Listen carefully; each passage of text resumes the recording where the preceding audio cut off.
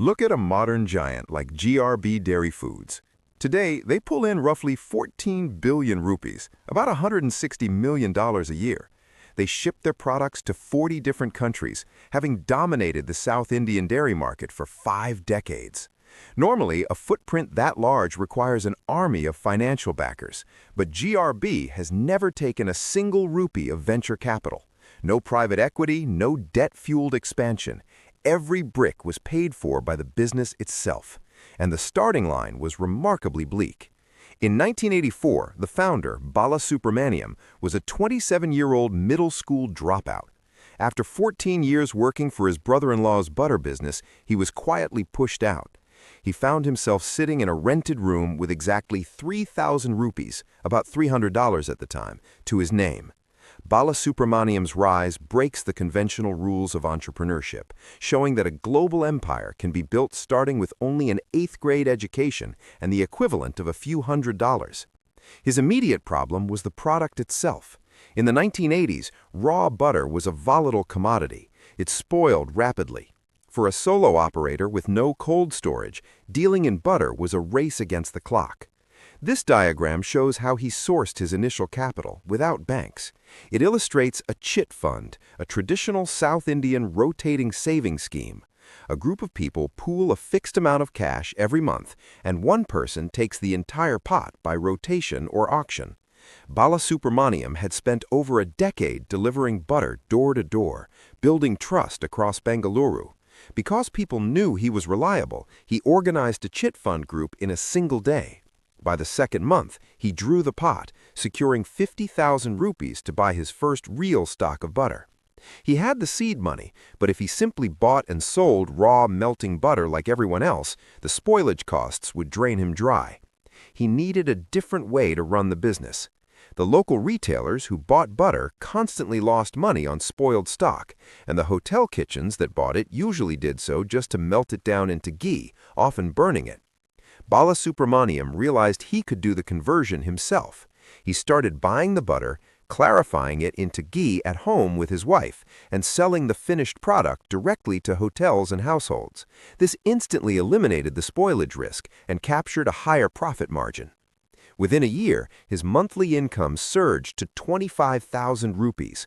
He rented a 10 by 20-foot shop and stuck a plain single-color label on his bottles. It carried 3 initials, GRB. But he was up against established dairy operations. These large competitors produced ghee quickly and cheaply using mechanical cream separation. The process was efficient, but the resulting product lacked the rich aroma and texture of traditional ghee. So he made a specific operational choice. He rejected the efficient mechanical process. Instead, he sourced curd-churned butter and clarified it slowly over heat. It cost more to produce, forcing his retail price 20 to 30 rupees higher per liter than the major brands. Shopkeepers laughed at the higher price and turned his salesmen away. But when households actually tasted the rich granulated ghee, they came back demanding it.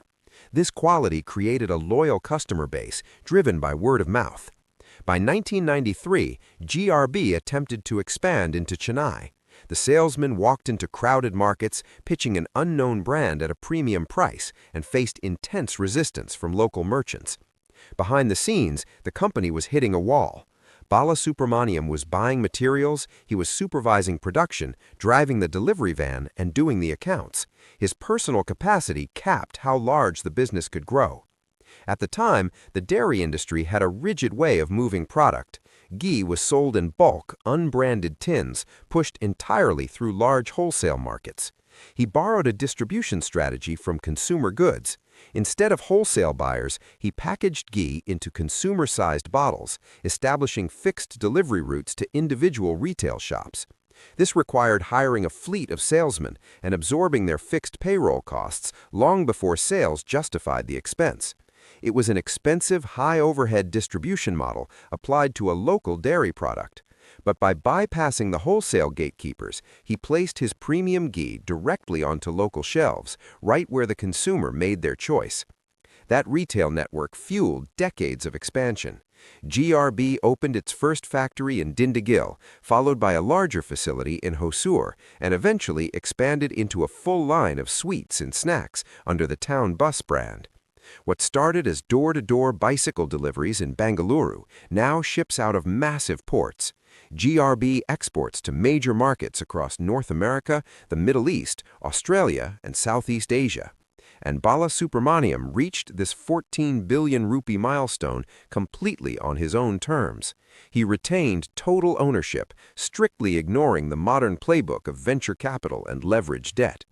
This methodical expansion differs from the common trajectory of rapid debt-fueled scaling. While many companies burn through venture capital to capture market share quickly, GRB's pace was dictated entirely by its own profits and its refusal to simplify its traditional production method. Generational market dominance doesn't require billions in funding.